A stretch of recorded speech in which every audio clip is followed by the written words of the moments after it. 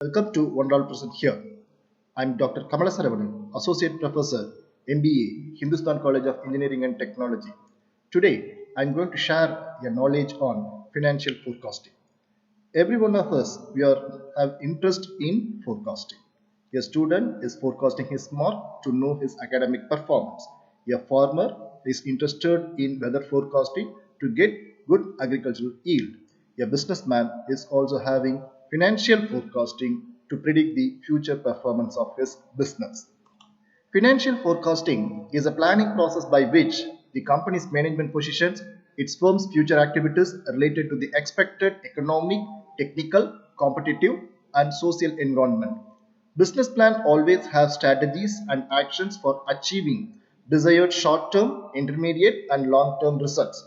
These are qualified in financial terms in the form of projected financial statements.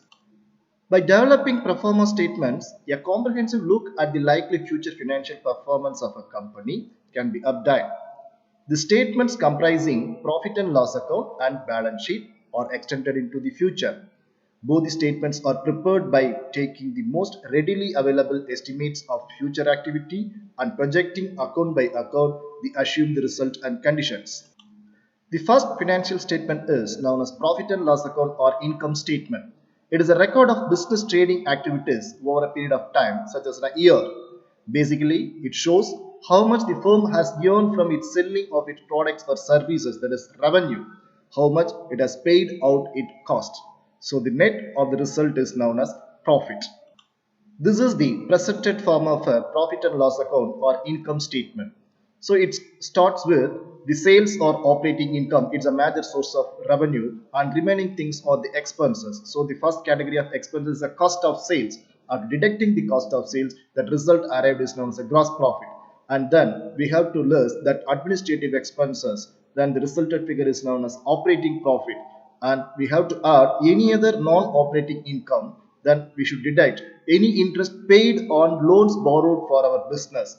Then we have to deduct the tax, that is income tax, that has to be deducted from our income of the business. Then the remaining profit after tax as divided and distributed to the shareholders in the form of dividend. So this is the reason we have to deduct dividends from the profit after tax. So after completing all the things, the remaining, the retained profit is otherwise known as reserves. This retained profit can be utilized for future expansion or unexpected events of a business. This is the income statement of TVS Motor Limited. So the statement, it shows the income statement from the year March 2016 to March 2020. So it started with the operating income and all the remaining expenses are deducted, that finally it is resulted with retained earnings. The another financial statement can be utilized to predict the financial performance of the business is known as balance sheet. So balance sheet is a statement depicting the financial position of a business on a specific date. The financial position of a business is revealed by its assets and liabilities on a particular date. The excess of assets over liabilities represent the capital chunk, that is one's contribution in the business, and it reflects the financial soundness of a company. So generally it is termed with a equation, an asset that equal to the and liabilities plus owner's contribution, that is equity. The balance sheet can be presented in the form of sources and uses of funds. Sources are known as the equity plus liability, and uses of funds are known as where we are utilizing the assets. Again, the source of funds can be classified as owner's fund and loan fund. So the owner's funds are the equity share capital contributed by the owners, and the reserves and surplus are the undistributed past profit and retained earnings from the profit and loss account, as earlier we discussed in the previous statement, that can be created to meet unexpected future loss and as well as expansion for future. The loan funds are classified as secured loan and unsecured loan. The loan created charges against the assets of a company. These loans are classified as fully secured and partly secured loan. And the loans which are not provided with any assets as a security are known as unsecured loan. The remaining part of balance sheet is known as uses of funds or assets. So the assets can be classified as fixed assets plus working capital. Fixed assets are having a long-term usage more than a year, and they are known as land and building, plant and machinery, furniture and fixtures. These assets are known as physical assets. They are visible.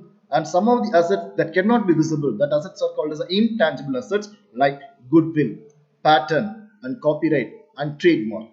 And except the land and intangible assets are charged with accumulated depreciation because of their physical usage, they are liable to charge depreciation. The another category of fixed assets are capital work in progress. So actually that asset can be utilized for the business purpose. If some of the assets such as land and building and plant and machinery, they are under the construction, that cannot be utilized for the business, in that situation that assets are known as capital work in progress. The another category of assets, a business, a company can also invest in the shares of another company or any other long-term securities or any other investment opportunities. They are comes under the category of investments. So the next category of asset is known as working capital or net current assets. So the excess of current assets over current liabilities and provisions are known as working capital. So the working capital is known as the lifetime of a business. Many business, they are losing their identity due to the lack of working capital. So that working capital is arrived by deducting the current assets with current liabilities and provisions. So what that is, and current assets. So the assets which are have the lifetime of less than a year are known as current assets, like cash in hand, cash at bank, or stock in hand, or any other expenses paid in advance.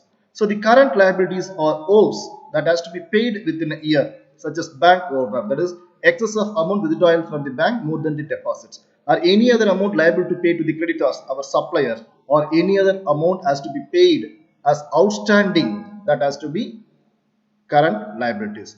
And provisions are created to meet any expected future expenses, like so we have to keep some expenses for any repairs or maintenance or any tax related purpose. This is the balance sheet of TVS Motors Limited. So it constitutes the owner's fund, the source of fund, and the use of fund. So everything is there. So that company is having a minimum amount of equity share capital, and the company is having an enormous amount of reserves and surplus to benefit their future things. So within this, so we can able to predict the financial soundness of a company and future financial projection of a company also. The above two statements, like the trade profit and loss account and balance sheet, they are highly helpful everyone to know the financial performance of a business and as well as to know the wealth of the business. So within these things, I am going to conclude my session. Thank you one and all present here.